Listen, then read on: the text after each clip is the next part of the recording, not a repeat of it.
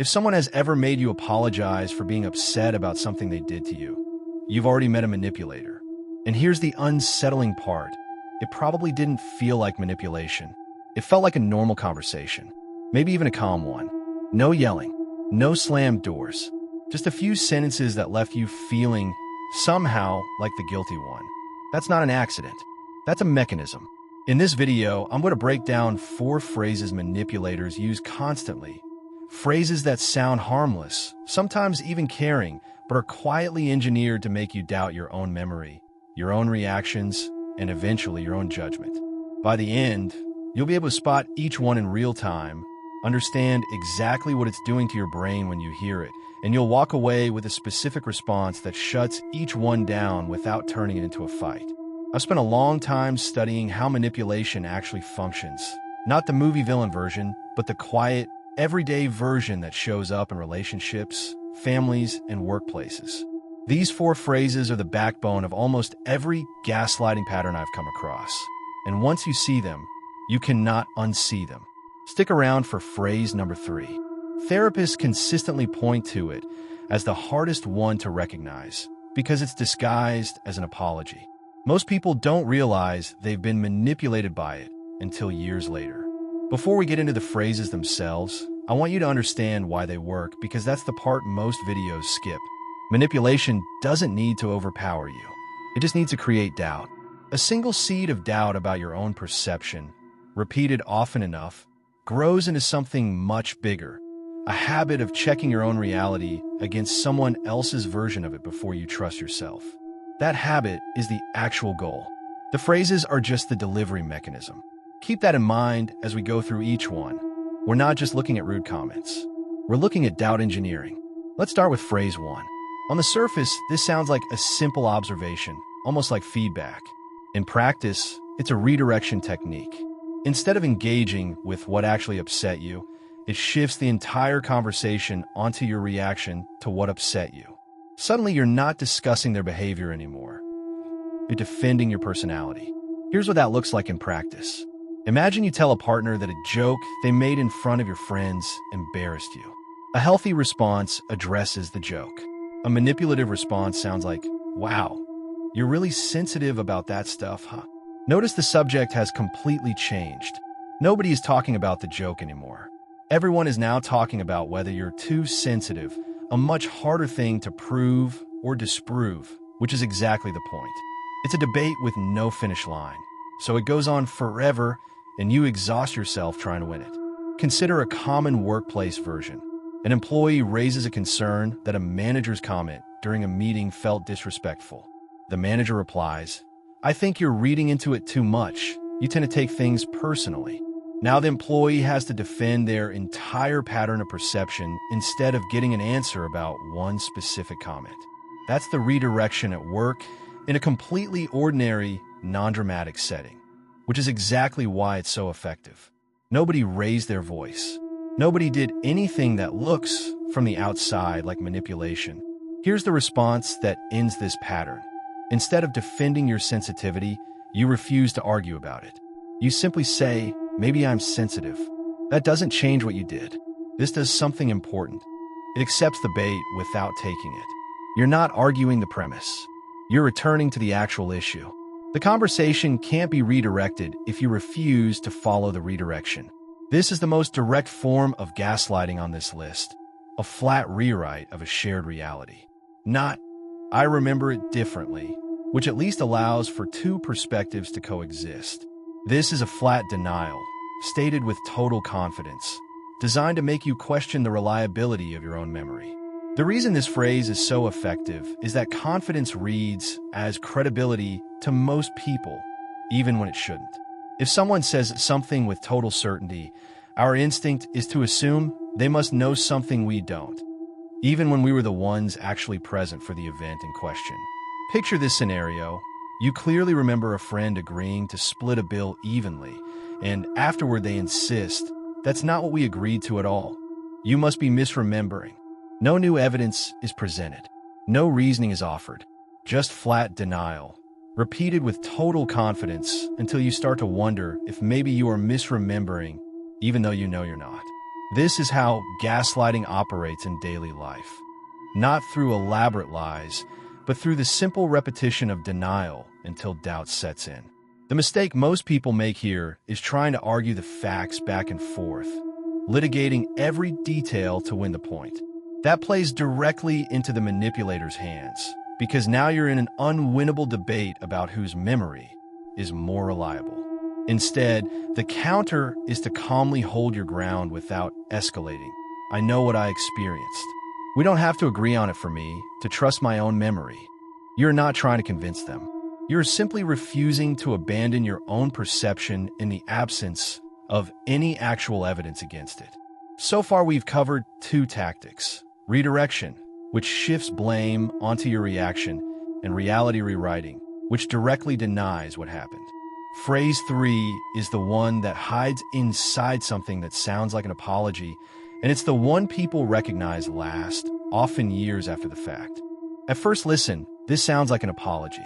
It has the word sorry in it. It has an emotional acknowledgement in it. But listen again. Notice what's actually missing. There is no accountability anywhere in that sentence. Nobody has apologized for anything they did. The apology has been quietly redirected toward your feelings about what they did, as if your feelings were the unfortunate, slightly inconvenient byproduct of an otherwise blameless action. This is sometimes called a non-apology apology, and linguists and psychologists have studied this exact phrase pattern because it appears so consistently across manipulative relationships, corporate crisis statements, and political non-answers. The structure is almost always the same. I'm sorry that you feel / that this happened / if this affected you. Notice the subject of the sentence is never the person's own behavior. It's always your reaction or a vague, ownerless event. Take a familiar scenario. Someone consistently shows up late to plans, and when it's finally addressed, they respond, "I'm sorry you feel like I don't respect your time." Read that sentence again slowly. It sounds like an apology in tone, but structurally, it has shifted responsibility for the feeling of disrespect onto you, while the actual behavior, being late, is never acknowledged, addressed, or promised to change. You walk away feeling like you got an apology. Nothing has actually been resolved. The response here is to name the missing piece directly, without hostility. "I appreciate that, but I need you to acknowledge what you did, not just how I feel about it." This forces the conversation back toward actual accountability. If they can't or won't name the specific action, that itself is information. It tells you whether you're dealing with someone capable of real repair or someone who only performs the language of repair. Take a moment and think about whether you've heard this phrase recently.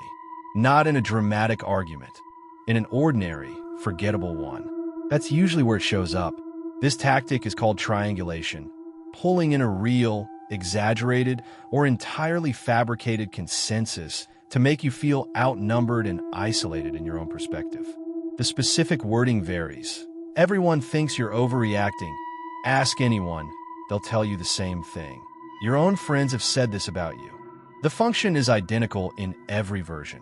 It replaces the actual argument with the appearance of a crowd, because arguing against a crowd feels far harder than arguing against one person. Imagine a family situation where one sibling tells another, "Mom and Dad both agree you're too dramatic about this," without either parent having actually said that, or having said something much milder that got exaggerated in the retelling. Now, the conversation isn't about the original disagreement anymore. It's about you against an entire family's judgment, which is a much heavier, much more isolating position to argue from, even if that consensus never actually existed the way it was presented. This tactic is particularly effective inside families, friend groups, and workplaces because it weaponizes your fear of social isolation, which is one of the oldest and most powerful psychological levers there is. The counter is to refuse the premise that numbers settle the question. Even if that were true, it doesn't make what happened okay. You can also, when appropriate, ask directly, who specifically said that, and what exactly did they say? Vague consensus tends to fall apart under specific questioning because it was often never real to begin with. 4 phrases: redirection, reality rewriting, the non-apology, and triangulation. Each one sounds almost reasonable in isolation. Together, they form a pattern. Here's what I want you to notice underneath all four of these phrases. Not one of them addresses the actual behavior in question. Every single one shifts the conversation onto something else: your sensitivity, your memory, your feelings, or a crowd of other people's supposed opinions. That redirection is the actual tell. Manipulation doesn't usually announce itself. It hides inside completely ordinary sentences delivered in a completely ordinary tone, in completely ordinary conversations. That's exactly why it's so hard to catch in the moment. There's no raised voice, no obvious villain, nothing that looks from the outside like what we picture when we imagine manipulation. If you notice that a conversation about someone's specific behavior somehow always ends up being a conversation about you instead, your personality, your memory, your emotional reaction, or how many other people supposedly agree with them, that pattern itself is the signal. Not any single sentence, but the pattern across many conversations over time. The reason this matters isn't so you can walk around suspicious of everyone. It's so that the very specific, very common linguistic tricks that create self-doubt lose their power the moment you can name them. Once a tactic has a name, it stops feeling like a fog you can't get out of and starts looking like exactly what it is: a pattern with a beginning, a middle, and a counter. One more thing worth saying clearly: none of this means you're never wrong, or that you should refuse to ever consider another person's perspective. Healthy disagreement absolutely exists, and sometimes we genuinely do misremember things or overreact. The difference is that healthy disagreement stays focused on the actual issue and allows for two people to hold two different, respectful views of the same event. Manipulation, by contrast, is identifiable by the redirection itself, away from the issue and onto you. If any of these four phrases sounded familiar, I'd genuinely like to know which one hit closest to home. Drop in the comments. You are not alone in this, and I read as many of these as I can. And if this pattern is showing up consistently in one particular relationship in your life, that's worth paying close attention to. Not because one conversation proves anything, but because patterns repeated over time are exactly what reveal what's actually going on. Understanding these four phrases is the first real step toward never being caught off guard by them again. The moment you can name a tactic, it loses a huge amount of its power over you, because doubt needs confusion to survive, and naming the pattern removes the confusion. Subscribe if you want more breakdowns like this one. New patterns every week. I'll see you in the next video.